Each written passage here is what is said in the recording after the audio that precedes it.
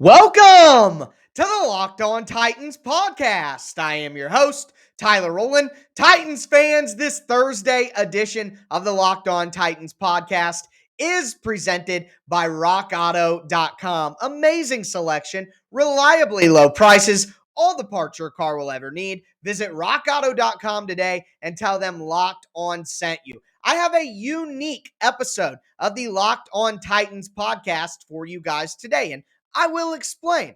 So, first, we got to take a look at the Titans' schedule. Throughout the preseason, we have been doing preseason game recaps, preseason game previews, Tennessee Titans training camp practice recaps. But the Titans didn't practice on Wednesday, so that opened up a little bit of the schedule, and we don't have to preview the last preseason game of the year until tomorrow's Friday episode. So that gave me a great chance on this Thursday to do my most recent 53-man roster projection with less than a week until we see that final 53. And what makes this episode of the Locked On Titans podcast unique is I'm going to be using a visual aid. I put together a little bit of a project to show you guys, not just with my voice, but with that visual aid, what the Titans 53-man roster could look like. Who are some candidates for the practice squad if they don't make the 53? Who were the bubble decisions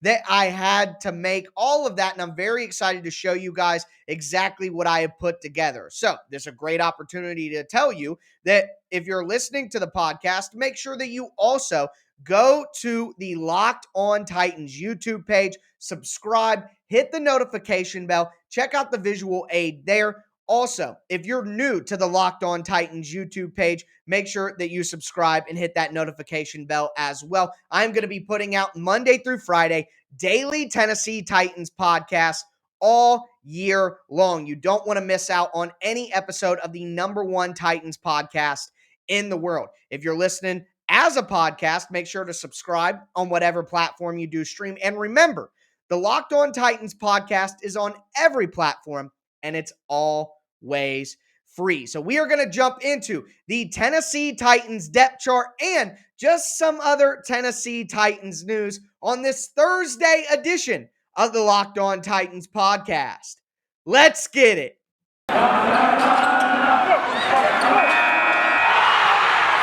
You are Locked On Titans, your daily Tennessee Titans podcast, part of the Locked On Podcast Network, your team every day.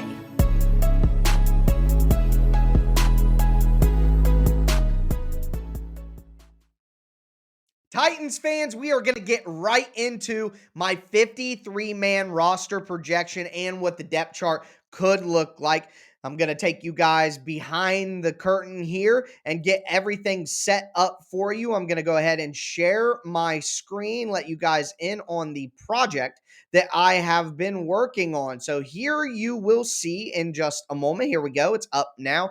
The example that I would like to show you of what I think the Titans depth chart and roster could look like. Now, we are going to start on the offensive side of the ball. So, number one, let's go ahead and check out the quarterback position. And I know that it's a debate, but for me, obviously, you have Ryan Tannehill, the starter, but I'm going to go with Matt Barkley, the NFL veteran, just has tangible NFL experience as a backup. I thought he's been more impressive overall in the preseason as well. Now, you will see the decision essentially comes down to Matt Barkley or Logan Woodside, who I have here under the potential practice squad candidates. Whoever doesn't make the roster, I think the Titans are going to try to get them on their practice squad. Now, it may be more difficult to get Matt Barkley on the practice squad because he has that NFL experience and he has looked good in the preseason. So a quarterback needy team could go ahead and swoop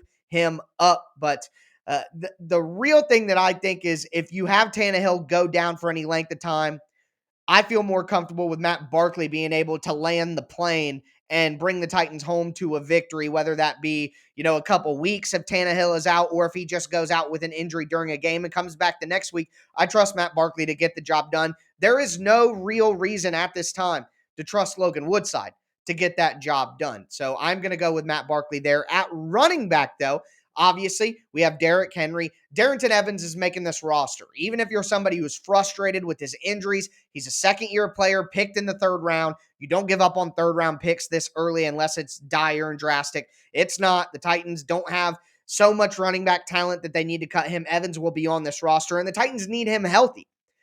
This was tough, and I have the yellow accent here for guys who I could see it going either way. I'm not 100% certain. If they're in white right now, and Matt Barkley should be in yellow as well. So let me go ahead and take care of that for you guys. I'm sure this is fantastic on the podcast, just absolutely beautiful audio content.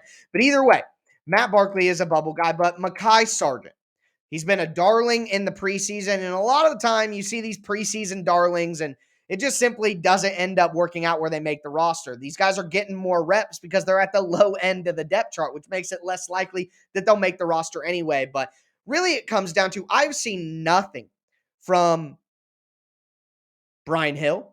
I have seen nothing from Jeremy McNichols to make me believe that they're better than Mekhi Sargent. So I'm going to go with Mekhi Sargent. At least you get some explosion if Derrick Henry goes down, somebody who will run hard. Obviously, Khari Blasingame at fullback is going to make this team. I know Torrey Carter is a nice name, is a guy who really works hard, but there's just no way he's making this team over Khari Blasingame. Moving forward to the big position that we have to discuss, and that is wide receiver. So for me, I think the Titans keep 7 at wide receiver, and that's a little bit of a controversial take. So far in the Jon Robinson era, the Titans have never kept more than 6 wide receivers. So it would be unlikely, but they have so much talent at wide receiver this year. I just don't see how they could possibly give up on all of these guys. All these guys are not going to make it to the practice squad. But there's a couple of things that we have to break down, some technical aspects to roster changes and roster moves that are very important and relevant right now. So number one, NFL players who have 4 years of service or more than 4 years of service are not subject to waivers. So what happens when you cut a guy is they go on waivers, and all of the NFL teams, all 32 teams, are on a list. So some of you guys who play fantasy football know about a waiver order and a waiver list. But either way, there's a list of teams, 1 to 32. And when you use a waiver claim, you go down to the bottom of the list. So if the Titans were to cut Dez Fitzpatrick or Mason Kinsey or Racey McMath, or let's even say Nick Westbrook-Ikhine, if the Titans cut one of those guys, well, then they have to clear waivers, which means all 32 teams in the NFL have a chance to pick that guy up. If they go all the way through waivers and none of the 32 teams use their waiver claim, well, then the Titans can sign them back to the practice squad. But with what this Titans wide receiver group has displayed so far, it's hard to believe that these guys will make it through waivers and not get claimed by teams that don't have this kind of talent at wide receiver. So, what is a way to keep a good amount of these players at wide receiver and not lose some of them to waiver claims? Well, I do have to give a shout out to my guy Nick Lombardi on Twitter, who also creates content for the Titans. And he, I guess, utilized a roster loophole that can get the Titans to have 7 wide receivers on the roster and not lose one of them that would be important, like in my example, Dez Fitzpatrick or Nick Westbrook-Ikhine. So what the Titans can do is, because Marcus Johnson is in his 5th year of service, he's not subject to waiver claims. So if the Titans cut down to 53 and cut Marcus Johnson, then once the 53 is established, place Josh Reynolds on IR, because Josh Reynolds has been dealing with the Achilles injury, just left practice this week after having been dealing with it throughout the preseason and all season. They put Josh Reynolds on IR. Here is the difference between IR right now and IR after you establish the 53. If you place a player on injured reserve right now during the preseason and offseason and training camp, they're on IR for the whole season and they can't come back. If you place a guy on IR while during the season or on the 53-man roster, then they can use that short-term IR and come back after about 3 weeks, which means Josh Reynolds can rehab his Achilles injury, not have to worry about practicing, not have to worry about being on the field, and can get back to health and come back on the roster. Marcus Johnson, like I said, in his 5th season of duty, so he's not subject to that waiver list. Once he gets cut, he can sign with whoever he wants. The Titans cut Marcus Johnson and then instantly sign him back after they place Reynolds on IR. Again, credit to Nick Lombardi, who created this idea. Credit where it's due. So if the Titans do that, they can keep 7 guys. They don't have to lose one of the young guys like Fitzpatrick or Mason Kinsey if you're someone who thinks he's going to make it over the 2 drafted rookies. And then they can keep Marcus Johnson, keep Nick Westbrook-Ikhine, and keep their top 3 as well as keeping Chester Rogers. So it's just a great way to keep 7 wide receivers on the team, but not have to worry about the waiver claims. So I think that's one way that the Titans can do it, because if you drop Nick Westbrook-Ikhine, you drop Rogers, you drop Fitzpatrick, then you have to worry about waiver claims. So don't do that and do it this way. That's a great way for the Titans to keep as much of the talent as possible. And then if Batson, Kinsey, McMath make it through waivers, then you bring them back on the practice squad. I do want to say poor Fred Brown. I see Fred Brown being cut outright, not making any of these lists. So that's how I see the backfield and the wide receiver group for the Titans on the depth chart. We are going to move forward and we are going to talk about the trenches on the offensive line, the trenches on the defensive line as well. We will be right back.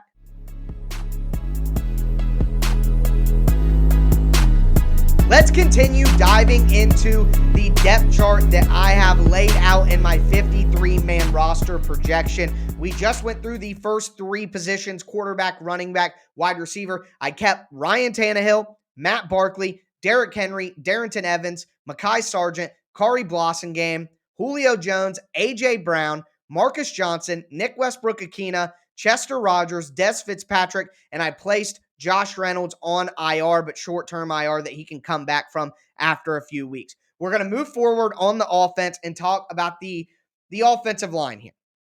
So, obviously, you got the starters. They are entrenched. Taylor Lewan, Roger Saffold, Ben Jones, Nate Davis, Kendall Lamb. I do think Kendall Lamb is going to be a starter at this time.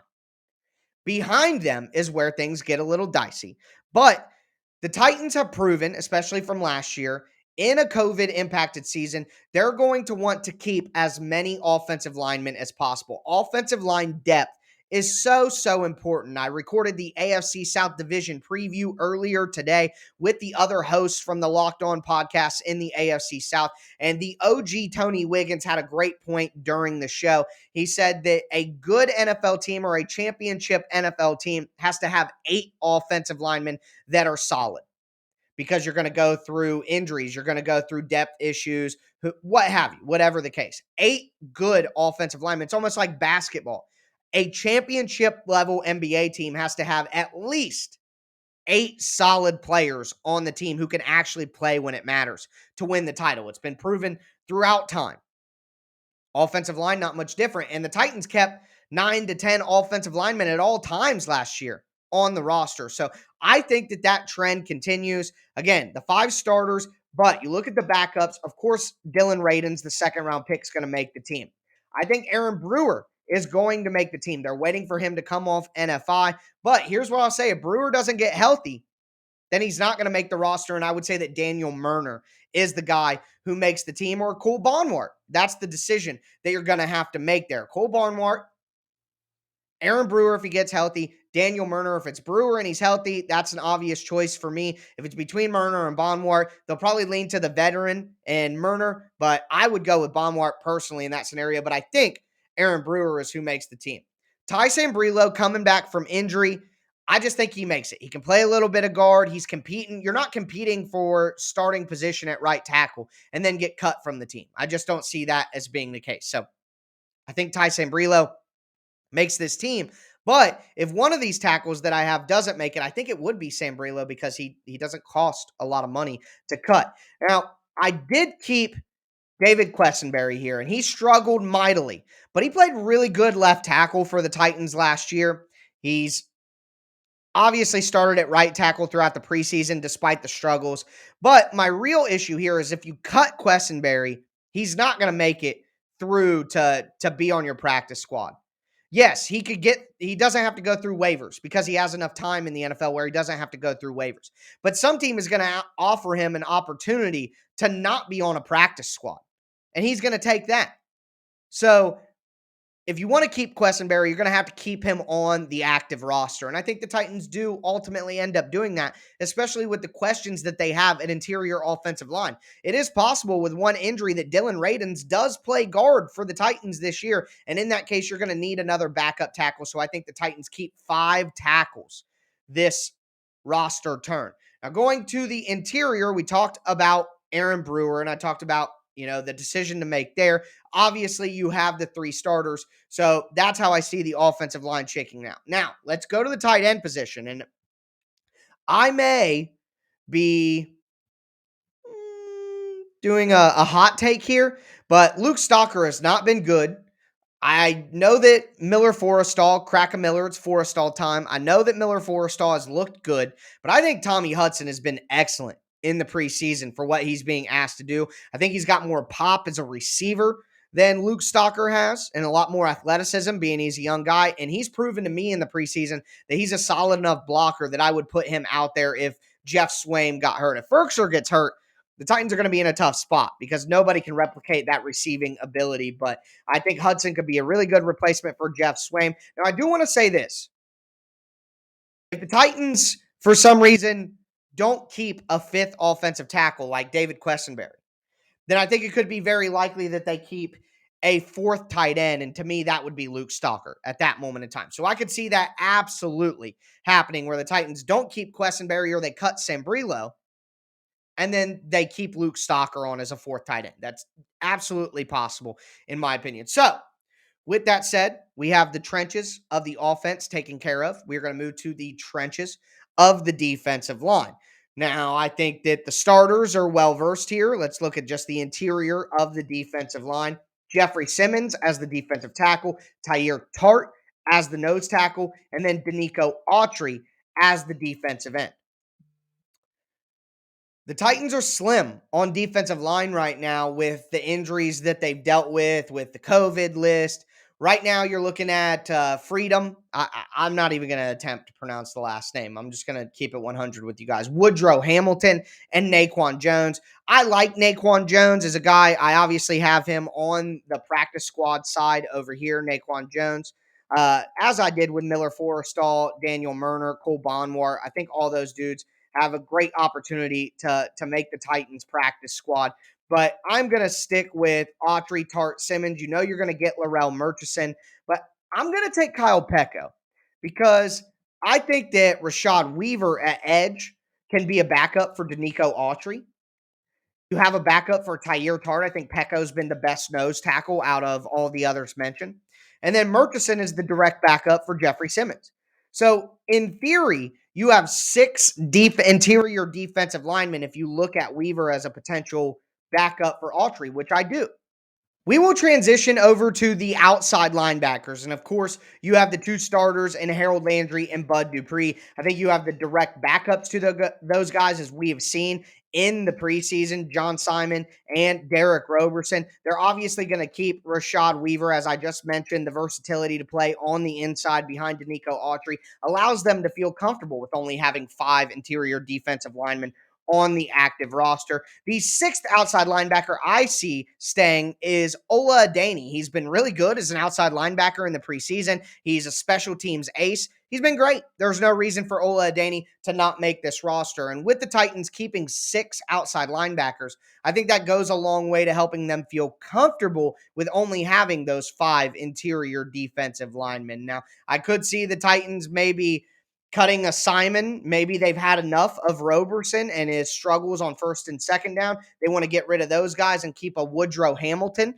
on the interior defensive line. I could see that taking place, but the way that I would do it is I would keep Kyle Peko. I would use Weaver as that backup for Denico Autry, as he's proven he can rush from the inside.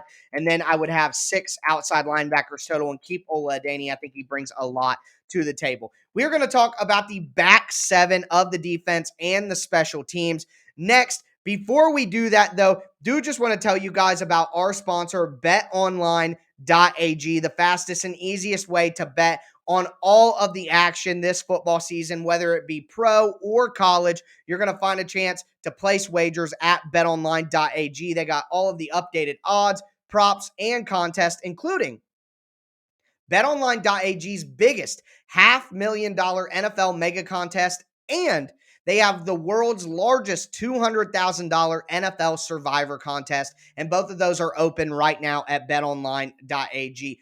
Also, be sure to take advantage of their opening day super promo. If you make a bet on the NFL's opening game between the Dallas Cowboys and the Tampa Bay Buccaneers, and you use the promo code NFL100, they're going to give you a refund even if you lose up to $25. So literally, if you pick the wrong team, you'll get up to $25 back using promo code NFL100. But that's not the only promo code that I have for you guys. If you use the promo code Locked On when you sign up at betonline.ag, you're going to get a 100% welcome bonus. So all the big contests, if you use the promo code NFL100, you'll get up to $25 back on your bet if you're a new customer when you do the opening day super promo. You use the promo code Locked On, you get 100% welcome bonus on your first deposit, giving out tons of free money. Make sure that you check out betonline.ag.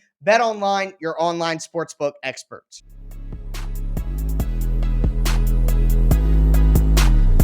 We will continue this Thursday edition of the Locked On Titans podcast. I'm breaking down my roster predictions for the Titans when they cut down to 53 players less than a week from today. We have talked about the offense. We've talked about the up front guys on the D-line and the outside linebackers. Now we have to talk about the inside linebackers and the secondary and the special team. So we're going to dive in quickly. We got a lot to talk about. Number one, the inside linebacker group. This top four to me is certified.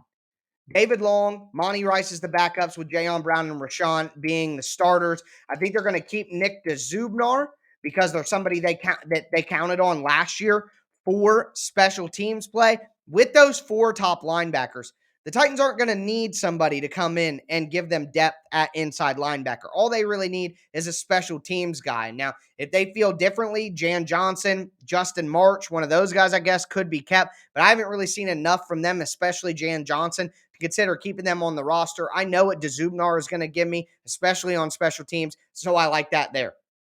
Let's dive into the secondary for the Titans. Slide this over so you can see everything that we got going on here. I have it broken down by position for you guys. We have Christian Fulton and Jackrabbit Jenkins as the starters at cornerback, Caleb Farley and Breon Borders as the direct backups, Elijah Molden as the starting slot cornerback, and then Chris Jackson as the backup slot cornerback. Chris Jackson making the roster. That's up and down for me, but I just don't like what the Titans have at cornerback other than Chris Jackson. Chris Jones is probably a guaranteed cut. Breon Body Calhoun, though, did play pretty well against the Bucs. I think it's a little too late for him coming into Titans camp late, though. So the Titans are going to go with Chris Jackson, a young guy, and continue to develop him. But if Jackson doesn't make it, I think Breon Body Calhoun would probably get that nod. So 6 cornerbacks for the Titans. Safeties, Kevin Byard and Amani Hooker, guaranteed. But after that, it was really tough. I mean, I thought coming into the year, Cruikshank and Farley were going to be guaranteed locks, and that's a really nice top 4 safety group. But Cruikshank's been hurt almost the entire training camp after being hurt almost the entire year last year. Bradley McDougall has played pretty well. Clayton Gaithers has played pretty well. They played in Tampa Bay. They just got in with the Titans. Matthias Farley, like I said, I had high hopes on, but he's been hurt for forever. So the Titans will probably want to go with people they've seen on the field instead of people they haven't seen on the field. I'm going to go 1 for 1. Dane Cruikshank is an injury guy that they'll keep on the roster and take a chance on because he's just one of those drafted rookies. Robinson has seen some good moments for him, and as the GM, you don't want to get rid of guys who you have a little bit of faith in. So they'll give Cruikshank one more chance in the last year of his deal, and then they're going to take one veteran guy. So out of Clayton Gaithers, Matthias Farley, if he gets healthy, Bradley McDougall, they're going to keep one. And I'm going to go with Bradley McDougall. I think he's the guy who fits what the Titans are going to need the most. and he's a veteran, so that's where I'm at. They're going to special teams. Easy. Sam Ficken, Brett Kern, Morgan Cox. It's just cake. There's no questions here now after Tucker McCann was unfortunately hurt in the Tampa Bay game. Man, he just has to be so upset about that. So that's my 53-man roster. You can see it on the screen right now if you're checking the show out on the Locked On Titans YouTube page. I would encourage you guys to go ahead and do that. But before we head out for the day, do have some unfortunate Tennessee Titans news to dive into. So as we have discussed, Tennessee Titans head coach Mike Vrabel did test positive for COVID earlier in the week, and he has still not produced 2 negative tests or 1 negative test within 48 hours to get out of COVID protocol. Well, we talked earlier in the week, yesterday actually, when the roster cuts happened, that Anthony Rush was off the roster because he was placed onto the COVID-19 list. Anthony Rush, the interior defensive lineman. Well, then we talked about running back Jeremy McNichols and linebacker Nick DeZubnar being placed on the COVID list. So now you're up to 3 players and 1 coach. Well, the news kind of gets worse. Mike Vrabel went out and he had special teams coordinator Craig Aukerman step up as the head coach. Well, after 1 day of being the head coach, Craig Aukerman wasn't on the field on Tuesday. It's not a good sign. Then, on Wednesday, starting edge rusher Harold Landry went on the COVID-19 list. It's very disappointing. And the Titans are catching some heat again. Not because of the players that I mentioned, but really because of Vrabel. Basically, Bruce Arians, the head coach of the Tampa Bay Buccaneers, said it's the Titans' fault, or not necessarily didn't say it was the Titans' fault, but Ryan Succop is the kicker for the Tampa Bay Buccaneers, and he played for the Titans for a long time. And apparently, Ryan Succop and some Titans players went out to dinner together after the game. And Bruce Arians in his press conference basically said the Titans are learning a hard lesson just like Ryan Succop had to, because Succop tested positive for COVID on Monday. And one could put 2 and 2 together and say that Bruce Arians is blaming the Titans for going to dinner with Succop and giving Succop COVID. Now, no other Tampa Bay Buccaneers have COVID, while the Titans are having somewhat of a mini outbreak here. So I guess if you look at it from a certain view, Arians has some ground to stand on. But Teron Davenport, who covers the Titans for ESPN, said that none of the Titans who have tested positive for COVID-19, including head coach Mike Vrabel, were at that dinner with Ryan Succop. Which, if that's true, that makes Bruce Arians' comments a little unfounded. So, something to monitor. Hopefully, we don't get any more COVID designations. Hopefully, the Titans start working their way out, but just an all too familiar nightmare. And even if it's just a couple of players and we have ample time before the season starts, anything Titans and COVID related, anything COVID related is not positive. I get that, guys. But, of all the COVID stories in the NFL, it's just been too many for me, for the Titans, regardless of whether or not it's some major outbreak or major problem or anything like that. So either way, that's something that we definitely have to discuss, something that we definitely had to talk about. Had more fun talking about the depth chart, though, quite frankly. So hopefully you guys enjoyed that. Make sure that you check out the Locked On Titans podcast on whatever platform you do stream. Make sure to check out the Locked On Titans YouTube page as well. But that's going to do it for me today, folks. As always, I am your host, Tyler Rowland, and this was Locked On Titans.